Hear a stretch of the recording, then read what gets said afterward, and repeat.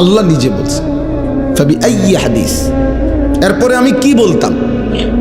এরপরে বান্দা আমি আর কিভাবে বলতাম?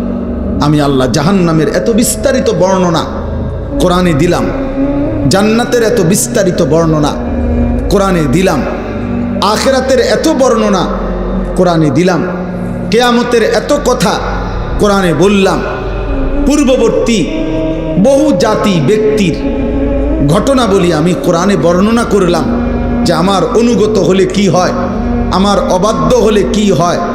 ফেরাউনের কথাও আমি কোরআনে উল্লেখ করছি, ইউসুফ আলাইহিস সালামের কথাও আমি কোরআনে উল্লেখ করছি। আনুগত্যের পুরস্কার কি, আমার অবাধ্যতার পরিণতি কি, সেই নূহ আলাইহিস সালামের কওম থেকে আমি আল্লাহ যুগে যুগে কত জাতি কত ব্যক্তিকে আমার নাফরমানির কারণে ধ্বংস করে দিছি, কত জাতি কত ব্যক্তিকে আমার আনুগত্যের কারণে সম্মানিত করেছি। এগুলো আমি কোরআনে বলেছি।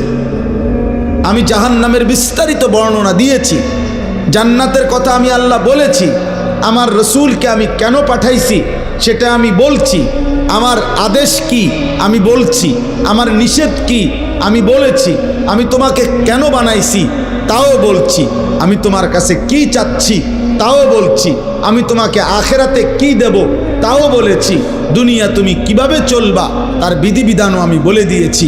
তো আল্লাহ যেন বলে বান্দা আর আমি কি বলতাম, তবুও কেন জাহান্নামী হইলা? এজন্য কিয়ামতের দিন যেন আল্লাহ তাআলা জিজ্ঞেস করবে, বান্দা বলো বান্দা কেন জাহান্নামী হইলা? কি জিনিস ছিল না তোমার? তুমি কি শুনো নাই আমি তোমার রব আল্লাহ? তুমি কি শুনো নাই তোমার নবী মুহাম্মদুর রাসূলুল্লাহ সাল্লাল্লাহু আলাইহি ওয়াসাল্লাম? তুমি কি শুনো নাই তোমার কিতাব কোরআন? তুমি কি শুনো নাই তোমার ধর্ম ইসলাম? তাহলে তুমি একবারও ভাবলা না কেন? একবারও চিন্তা করলা না কেন?